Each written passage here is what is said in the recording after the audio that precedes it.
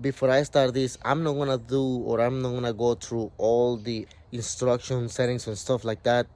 There is another video that they show everything, every single little thing, and I'm talking about Timmy the Toolman.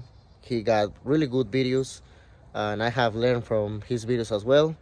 So I'm not gonna do like every single detail, showing everything, and especially because I'm doing everything myself, doing the work, recording the video, editing the video. It's a lot of freaking work. So I'm a little behind on videos, or I was probably by now. It's October, the last days of October. I can't remember what day. uh, but anyways, I'm gonna show you this. There is 5 bolts that support the whole body of the truck. The first one is somewhere around here. The second one goes there. The third one is right there in the middle. The fourth one is right there. And the fifth one is all the way in the back. I'm gonna show you. So the first bolt, I don't know, you can see the head of that one right there. Let me try to zoom it. That's the top of the bolt, and it goes here on the bottom. It's so wet. I don't wanna. That one right there.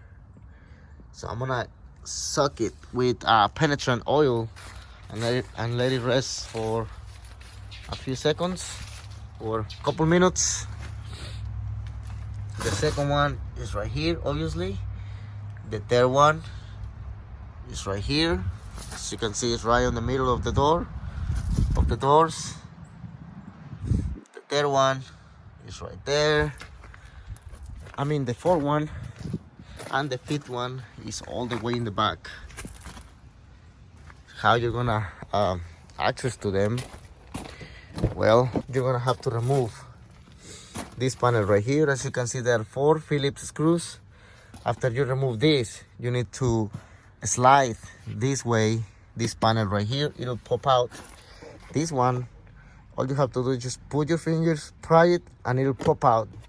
It only has 2 clips. Same thing on this other side. You need to remove this right here. It only has 2 screws. Once you remove that, you're gonna start peeling the carpet. I'm gonna show you on the other side because I already did it, and I actually recorded, but I delete the videos, because I don't know exactly what I was doing. So on the second side, on the second bolt, you're gonna find something like that. All you have to do is just pry it with your fingers or anything that you have, screwdriver, pop it out. You're gonna find the screw. You don't need to hold the bolt from the top with a wrench or with a ratchet. This right here stays in place and hold the bolt. All right, so you can do it straight from the bottom. Now the third one. For the third one, as you can see, that's the panel that I already removed. It's right here. The third one goes right there. I don't think the seat is gonna be on your way. As you can see, it worked pretty much for me. And same thing, you're gonna find one of these things, one of these caps. Now, the fourth one is so easy. All you have to do is just peel the carpet like that. Excuse all this mess. It's not from me, it's from previous owner. He caught a fire. I didn't even know when I bought the truck. And he caused all this mess. I found it after I started cleaning the truck. I have already a carpet, so I'm gonna be replacing this carpet pretty soon. It's used because I wanted, all this stuff right here, all this sound ending. But I washed it on. It's in pretty good condition. That's gonna be another video, guys. Let's go back to this. Here, same thing. You're gonna find another plastic cap like this. Pop it up. And same thing. You don't need to hold the bolt to remove, the bolt. It has these points that hold the bolt in place. We might need to remove that and install it on the new screws. That's what I saw from Timmy's the Toolman. I think that'll be the best. and it's about to start raining again. Yesterday, when I stopped doing this, it was a big storm coming, and as you can see, everything is so freaking wet. It is cold now. It wasn't cold yesterday. It is 45 degrees right now. I don't know if I'm gonna be working for a while, but I'm gonna try to do the best I can. Now on the rear, you're gonna have to remove this part right here. It has 4 or 5 bolts, I believe. I think there are 4 only. Anyway, just screw them out. They're Phillips head. Take this piece out. Once you take this piece out, you have to take this screw right there. Same thing as Phillips. Once you remove that, you have to slide this piece like that and comes out. You see? Once you do that, you're gonna push this and it's gonna be like a square. This square right here is gonna be sitting right there. All you have to do is just same thing, pry with your hands. It's so easy to do, and that's gonna be your 5th bolt. So yeah, that's everything that I have done right now. After that, I went and read instructions because I try to raise the truck. Oh, I'm forgetting something. You have to do the steering wheel shaft. Yeah, because you're lifting the body, you are gonna have to add spacer there as well. Let me show you. It's so dark right now. Show you. It's already done. Already removed the bolts. There is 2 short bolts. They are already removed. They are 12 millimeter size. You need to remove those. Right now it's loose. After you do that, you're gonna have to get loose that leveler. That's for the shifter, you know, and we're gonna lose that because it's gonna change position once we lift the truck. But as I was mentioning, I already tried to jack the body, and it didn't work well because I didn't read the instructions. I was, you know, rushing like always, but I didn't damage nothing. I mean, I just went a little bit. So that's what I use. 3 blocks, 3 2x4s on one stack, and this long piece right here. And I find out I didn't want to remove the bumper, but I'm gonna have to. We need to remove the bumper. Those 2 bolts right there have to be removed, and the 3rd bolt goes right here. Yeah, unfortunately I'm gonna have to remove this freaking bumper. Now it starts raining right now. God damn it. Anyways, yeah, man, golly, it's just a lot of work. I mean, not a lot, but it's just this weather doesn't let me work. Same thing on the other side. You're gonna have to remove that, take the bumper out. I forgot to mention, once we remove the bumper and we are ready to jack the body up on one side, we need to get loose the bolts on the other side. I believe that will be the best to do. I didn't do that yesterday when I was doing that. I thought about it, but I was rushing a little bit. I was just testing because I wasn't ready yet to do that, because I knew we have to mess with this bumper or something else in there with the fan and everything else. It's only one inch of body lift. Just to be safe, I'm gonna get those bolts loose a little bit to have some play with it, and then start jacking the truck up. All right, guys, one more test before I remove those bolts and start messing up with the body lift. I'm gonna see how much I have from the floor to the bottom of the fenders. As you can see, truck is stuck with 265 75 16s rims, and it measures close to 35 or 35. It's on the rear passenger side. On the front passenger side measures 35 and 5/8. So that's 1/8 difference than the rear. Yeah, because the truck is sagging, and I have the saw and couple of tools on the back. Driver side, rear, or rear driver side measures 36 or 35 and 7/8, close to that. It's gravel, so it could be the difference right there. It's just something close just to see. Now in the front, driver side front, we measure, let me see, that's right in the middle. Same thing, 36 or close to 36. So we're gonna remember those numbers, and we're gonna see the difference whenever we put the body lift. I'm gonna measure that, and then I'm gonna measure again whenever we add the suspension lift. All right, guys, a little bit more progress. As you can see, I removed the bumper already. I was about to get loose the bolts on the sides, but as you can see, it's raining.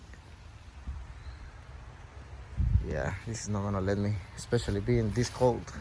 Yeah, it looks like it had small damage right here. It's a little bad, nothing to worry about. But look at this shit, man. That's from previous owner. That's not good. If you're buying a truck to build it, don't be stupid like me. Just get it all stock with no mod. Use street tires, completely stock. Because getting a truck with small modifications, you can find shit like this or worse. As you can see, I already raised the body. It looks very high, but it's not. As you can see, that's probably just the amount of whatever that spacer is gonna take. There is one thing that I don't understand. Alright, I'm not sponsored by these guys, that's why I haven't mentioned this name right here. But he give you the instructions, right? How to do things. Of course, there are 5 bolts on each side, so that'll make 20. They send you those 4, 6, that's 6 of these, 4 of these ones, and another 4 of that. So they don't send you like which one is which. These ones are longer than these ones, and of course these ones are longer than the other ones right here. You're racing the truck, right? So I'm gonna have to figure it out which bolt I'm gonna have to select. Also, I don't know if these are rust free or they're gonna start rusting out, with the time or weather time. Any weather, salt, well, probably salt. We don't have salt here in Tennessee anyways, but I mean, they should send you stainless steel. They don't look stainless steel to me. So for the price that I pay for this, I would like to say it's bullshit. All right, and this is the spacer that goes on the steering wheel shaft. But yeah, these ones right here are plastic. Same thing. They don't say, oh, this is for this, or I'm guessing because there is 2 bolts on the steering wheel shaft. They are small bolts. Let me bring you the original ones.